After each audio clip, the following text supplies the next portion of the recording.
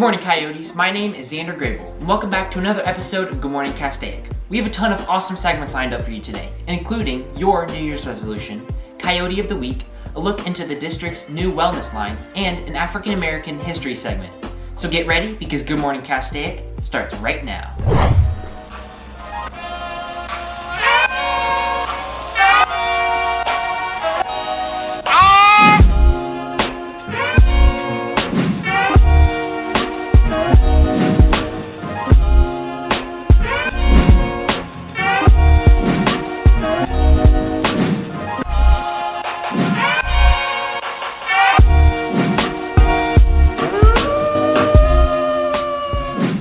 Since the year just started, we asked Castaic students what their New Year's resolutions were. We got a ton of great responses. Personally, mine was to be more open with people. But what are yours? Brady Petit has this story.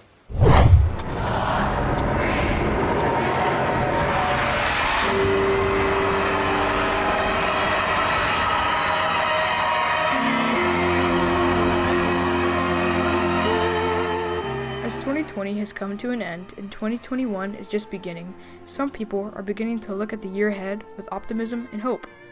And along with that comes the inevitable New Year's resolutions, where we gaze back on the past 365 days and look towards the future. According to research, the most common resolutions for people in the US as we head into 2021 are doing more exercise, losing weight, saving more money, improving their diet, and pursuing a new career. Recently, I got to interview some of our fellow Coyotes and ask what their New Year's resolutions were. My New Year's resolution is to find joy in the everyday and to make time every day to do something that I really love to do, no matter how busy I am. My New Year's resolution was to focus more on my studies and keep my grades up. I am trying to resolve to make healthy choices and to do less so I can do more, if that makes any sense. My New Year's resolution this year was to probably read more books first based on a movie, because I'm really good at watching the movie first, so I want to start reading books first. Research shows that as many as 50% of people in the United States make New Year's resolutions, but fewer than 10% actually keep them for more than a few months. Have you been successful in the past with your past resolutions? I actually haven't made many resolutions in the past. Anything like majorly life-altering, haven't really been successful because it's a hard change. But some smaller ones in my day-to-day life, I've been decently successful at. No. And they're very reassuring. I tend to make resolutions that are really impossible to achieve. Yeah. Because I'm like, oh, I want to be all the way up here, amazing. And so this is the first year where I'm like, let's be realistic. 15 to 30 minutes a day of something you really enjoy doing. I can do that. Yeah. I really haven't, to be honest, so Yeah, I same. gotta work on it. So there you have it, Coyotes, your fellow students and staff's resolutions for the new year. If you haven't made a resolution yet, maybe this will give you some ideas for one of your own. I'm Brady Petit, reporting for Good Morning Castaic. It's great to hear from all of our students who made resolutions. I hope we can all keep them. Next up is our school announcements. Good morning, Coyotes! My name is Izzy Tribble, and today I have a few quick announcements for you. First off, you can now sign up to participate in Mindfulness Pebbles, an activity hosted by Bring Change to Mind. You'll be able to pick up your kit on Monday, Tuesday, or Wednesday by the 24th. Please remember that materials and space are limited to up to 24 participants. If you have any more questions, you can check the daily bulletin or email Ms. Kennedy at hkennedy@heartdistrict.org. Next up, Heart District students, parents, and staff are invited to join the Loving Kindness Workshop on February the 10th from 1:15 to 1:45. For those interested, the Zoom link can be found on the Daily Bulletin. For students who are interested in being a part of a unique high school experience, you may want to look into joining Academy of the Canyons Middle College High School. Here you will be able to earn college credit and get a jump start on your future. If you would like more information, you and your parents are invited to attend an informational meeting on Tuesday, February 9th via Zoom. Check the Daily Bulletin to register. And finally, there are still a few clubs that are looking for new members. These include the Castaic Latin Culture Appreciation Club, the Castaic High School Christian Club, the Castaic High School Anime Club, and the Castaic High School Red Cross Club. That's all the announcements I have for you today, Coyotes. Now back to the host. Since it's February, that means it's Black History Month. Black History Month was created to remember the central role of African Americans in history.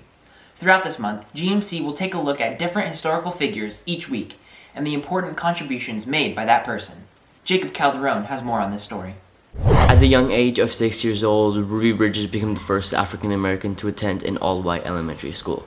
Her bold actions would then lead to the integration of schools all over the U.S., but it wouldn't be easy. Every day, Ruby and her mother would be escorted to Ruby's school by 4 federal marshals. Walking up the steps to her school, Ruby would walk past crowds yelling slurs and protesting. She said she wasn't frightened until she saw a woman holding a black doll in a coffin. Ruby's first day of school was spent in the principal's office, while angry white parents pulled their kids from school. Barbara Henry was the only teacher willing to teach young Ruby at the time, and all of her first year, it was just her in that class. Although many people supported the Bridge family, many others did not. The Bridges got money from people from the northern states, and many others protested. But the family also lost in other ways. Upon Ruby's dad lost his job, and Ruby's mother, Lucille, was now unable to buy groceries as they would have refused to sell to her. In 1964, artist Norman Rockwell celebrated Ruby's courage with a painting called The Problem We All Live With.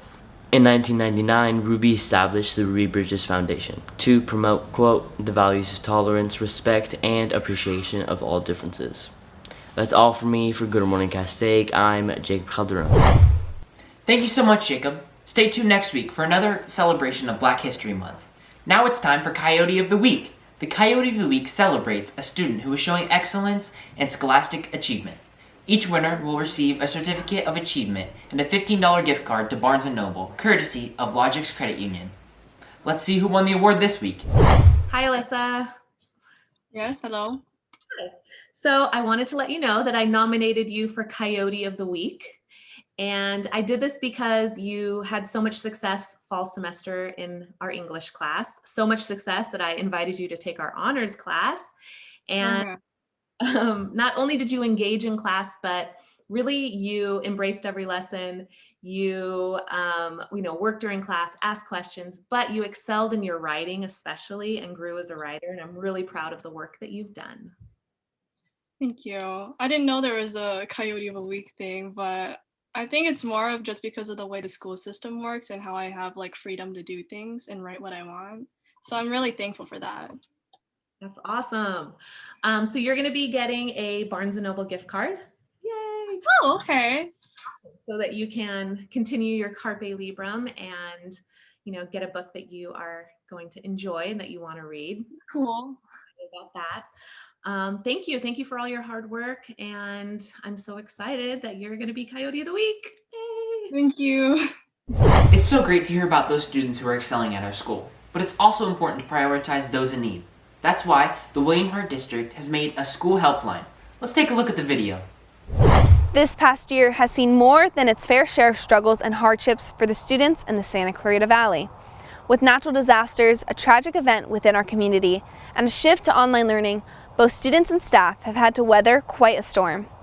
As a result of these events and the growing need to proactively address student wellness and mental health, the William S. Hart District has created an easy and effective way for both students and parents to report concerning behaviors and allow students to get the help and support they need. Dr. Colin Nielsen, the Chief Administrative Officer for the Hart District, spoke to us about the Student Care Line. The new Student Care Line really takes the place of our former text-to-tip lines.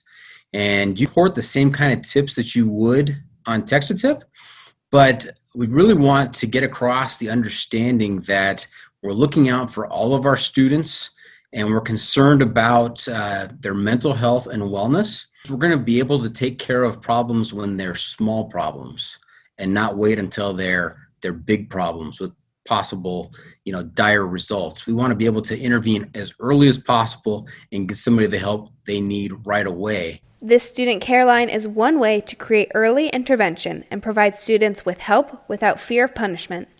One of Hart District's wellness coordinators, Sarah Gilberts, emphasizes the importance of helping students before they reach their breaking point. We all go through struggles in life, every single one of us, adults included, and having support along the way is much more effective to intervene. Canyon High School student and Bring Change to Mind president also sees the need for early intervention. When you get involved early on in the situation, you can cause students to, feel better and maybe not make certain decisions that they thought they were going to make because they thought they were alone. And I think allowing students to feel not alone and they're supported, that really will help them in not making, decisions that could have major consequences. It's much more effective and supportive to be able to help a student along the way when they're experiencing struggles or obstacles or challenges than it is to help them when they kind of hit their rock bottom per se. With early intervention, it is important to recognize the early signs of declining mental health. West Ranch's wellness counselor, Ms. Phillips, highlights when and why to use this care line. So if they see a student or a friend and there's some behaviors that are different, they can use this line to share that information, and we'll go to somebody who will disseminate that information to the right support person. Students can use the care line, or parents can use the care line whenever they're noticing a decline in a student or peer's functioning that's not normal from how they usually act.